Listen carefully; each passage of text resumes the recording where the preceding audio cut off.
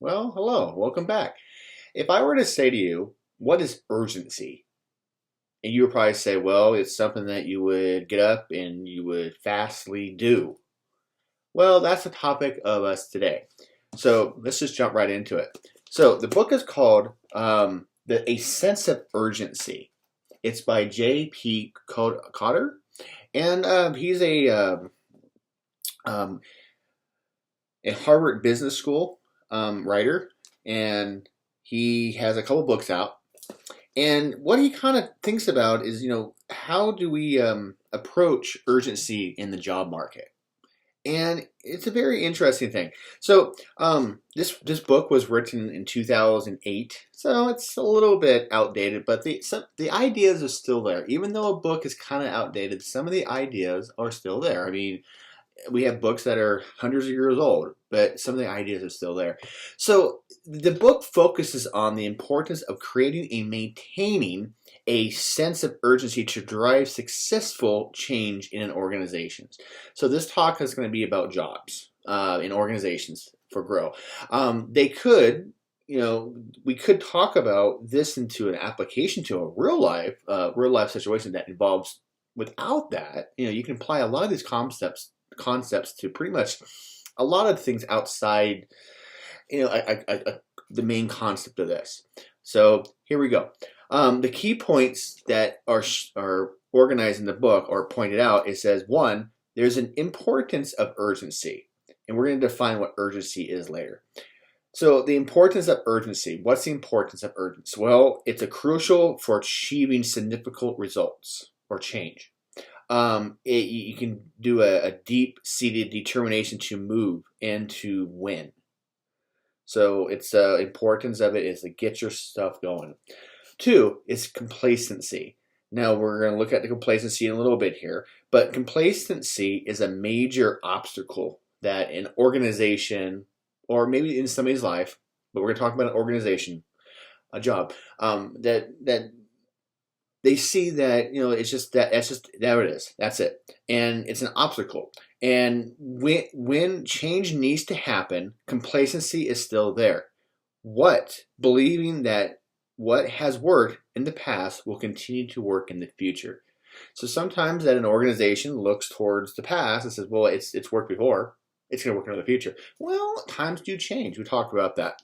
The three is false urgency.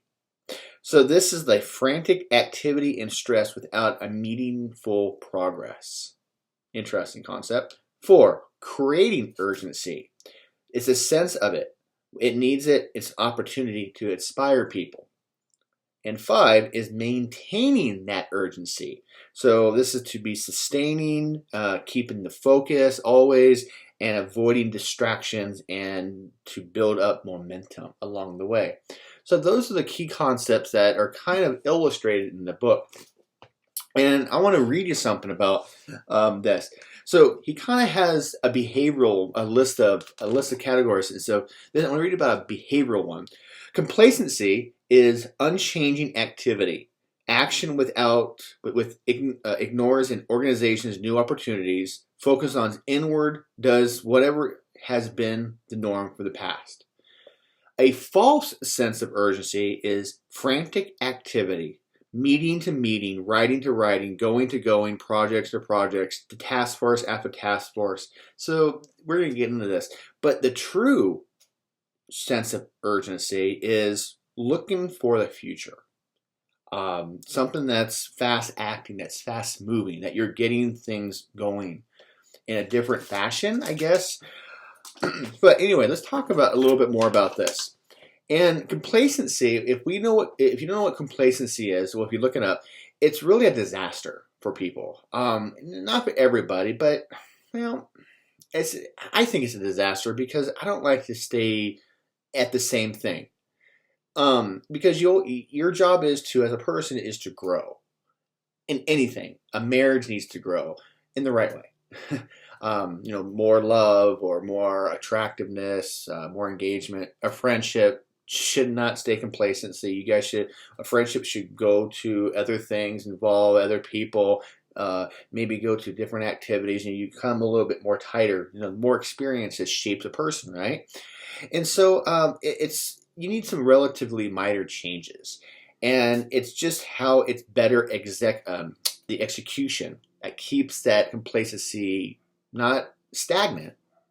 So true urgency is driven by deep determination to win, and now not the anxiety of losing, because it's all about attitude. So think of it like when you're urgent, when something has to be done, you kind of have to deal with it, right? If the water heater at your house goes out, well, you don't have any hot water, so you have to plan an urgent situation to get that dealt with, to get that problem. So you're going to start making some phone calls. You have to maybe take it apart yourself. Then you have to figure out how to YouTube it and maybe do it together, or call somebody on the phone. So you have to have these steps involved, and you can't be complacent on that because you gotta need some water. So it's all about how the attitude maybe of a person is getting involved in those steps. So a list. So in the book they talk about a list of urgency. So and they have an 8. So Kotter says there's an 8 list of things of urgencies. So 1 is a sense of urgency. Okay. 2 is if you have like a guiding team. So I guess you have to have people that work with you. Maybe you have to have a vision, and you have to have a strategy involved, because if you talk about an organization or a job, or maybe something that you started and you want it to succeed, you have to have a vision and a strategy. The next thing is you have to communicate those things with people, because communication is very part of working with anything, anything really. Next one is empowerment. Empowerment means make sure it's going to get going with somebody maybe in charge, but have some kind of start. Are there short-term wins? So people love to see results. If something is measured, that means we can see it. And you never want to let up. Never want to let up. So think of it like you have your company moving, and it's moving in a nice positive line, and you want to keep that motion going. And you also want to make things stick. So you also want to make things stick. You can't just let things not stick and expect it to keep going. So interesting list. Do I agree with some of it? Yes, I do. And some of it I don't. But complacency, if you wanted to define, again, what complacency, that's the big topic on this book. It's not just urgency, but he talks about complacency a lot. And complacency is just, you are settled. You're done. If you're gonna open up a business, and it's like you're gonna let's say you open up a breakfast place, and it's a breakfast that you always serve. He had the same menu for many years, and you don't change it. Well, people are eventually going to get kind of bored, because one, they had everything on the menu, let's just say, and that was it. So you kind of want to change it up. Your sense of urgency says, I need to bring in more customers. I want more customers to come in this place so we can continue our business. So you want to change the menu a little bit. So you want to add certain little things to certain the breakfast items. And this is for pretty much anything that you're doing in life. A false urgency is very different from complacency. So a false urgency. Now this is filled with new activities and builds the anxiety and fear. Anxiety and fear is actually good things to have. Fear is a powerful motivator, but it also can be working with you too. And there's always a little bit of anxiety. There's anxiety when you public speak. There's anxiety when you go on a first date. There's anxiety when you start up a new startup organization. Maybe you want to start up a new, you want to sell something, and you have anxiety that it's not going to take off. You have these thoughts in your head. But a false inertia is very different from complacency. So we're going to talk about that.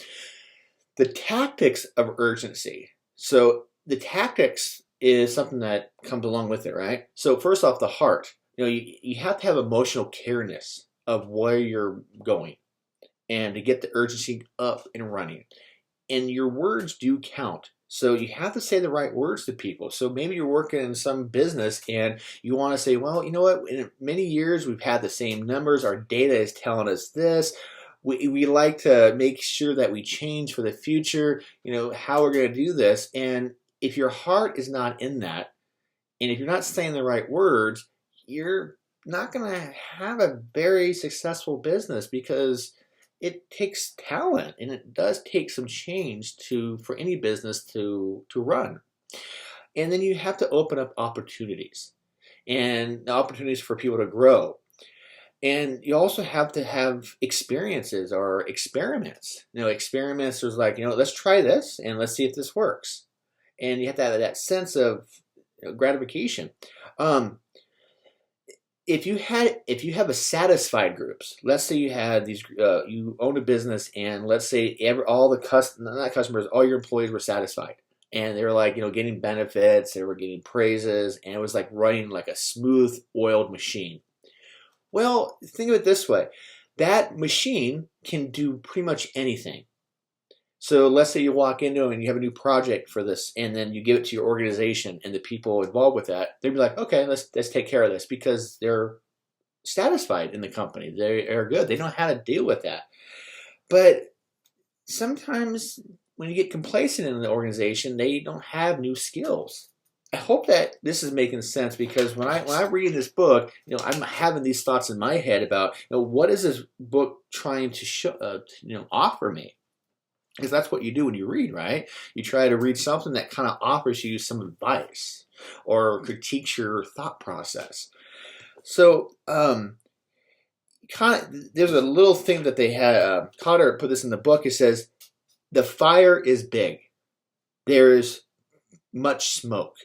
There is no chance that the problem can be solved with a bucket of water." So people who try but fail to create urgency by developing a crisis sometimes engineer situations that others think that are serious can be handled with small adjustments. So there's a lot there, and I'm sorry if I kind of butchered that a little bit. But think of it this way: if, let's say, you're working at something and a crisis happens. A crisis is like a devastation to the company. Maybe you got many orders to fulfill, and the crisis is, 2 people are on leave, and some people quit because they were moving. And the crisis is that you don't have the people to complete that order, and you have a crisis now. You don't know what to do. And so now you kind of like, you have a big fire, and there's so much smoke, but I have this only this set of resources to handle that crisis. And so that's kind of what it's describing, is that you need to have a sense of urgency to create a business that's a little bit more enhanced to handle that problem, even though that those people left, or you have a crisis that unexpected. And a crisis is just a potential opportunity. A crisis cannot always be a bad thing. It can be a good thing for a company, because it kind of conditions people. So, a shipboat captain, a captain of a boat, tests their members in rough waters, because the rough waters actually get people to work. So a crisis is actually good, because it tests those boundaries a little bit, so that people can work a little bit more faster with their, using their brain and using their resources to handle that situation. So, probably not the best example, but at least it offers you a little bit of enthusiasm about this. If you keep a sense of urgency high, then over time, you become a high performance machine. So you have to have this conscious effect that if you keep your skills, keep things oiled, keep things, your people enhance with their skills, and keep up with their experiences and stuff like that, and having that experience in an organization, you're going to have a good oiled machine to figure things out. And that's kind of what the problem is that if you become complacent in a job, you're not willing to handle those unexpected devastations or crisis, and you're gonna lose maybe and pull your hair out. I don't know, but it's always good to keep things going, and you have to change that. So I have a couple more things I want to read to you about in the book here. There's a thing called the no-no problem that he brings up. It's called the no-no problem, and what that means is that um, some people in organizations, they say, no, we're fine. We don't want to change because that's not us. We want to keep to our audiences. We don't want to adapt for the future or something like that, which is probably a problematic thing. You guys always want to change because things do change. So you kind of, people like to say no because they don't want to figure out, they don't want to see the risk. So it's interesting, it's called the no-nos. And I'm going to read something to you because this is from another book that he quotes that he wrote. And I want you to listen to this because this is kind of offers some insight to this. So he talks about this. The junior bird says that the melting ice has opened that canal, but maybe it hasn't. He says the canal will freeze during the winter and trap water in the big cave, but maybe it won't. He says the water in the cave will freeze, but maybe it will not. He says freezing water will always expand in volume, but maybe he's wrong.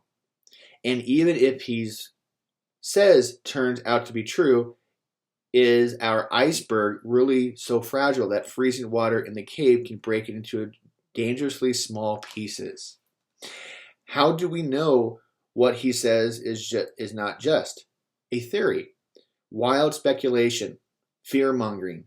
Can he guarantee that his data and conclusions are 100% accurate? So think of it this way. There's always those people who says, well, yeah, it might happen, but it's probably not. And it's kind of like a person that says, they don't want to agree with you because they don't want to seem wrong. Or it's really interesting to kind of think that way. But I want you to read that because it's true. Because some people just like, well, it maybe not. It might happen. It might happen. You don't know. And what happens if it does? It's your company. Maybe it's your job. And you got to be prepared. And the sense of urgency is to be prepared. And I think that's kind of what I get from the book. And feedback is always a good thing for any job or anything like that. But that's what I got from the book, of the sense of urgency. Let's see if you want to pick this book up. I forgot how much this was. I think it was at a bookstore or maybe at the library. It had a library sale. And I just wanted to read it because it was an interesting read, I think. But I don't know. Sometimes I look at these books and I just think that it might be an interesting read. I give it a try, and it might enlighten you. You never judge a book by its cover. All right. Hopefully that worked for you, and I will see you in the next video.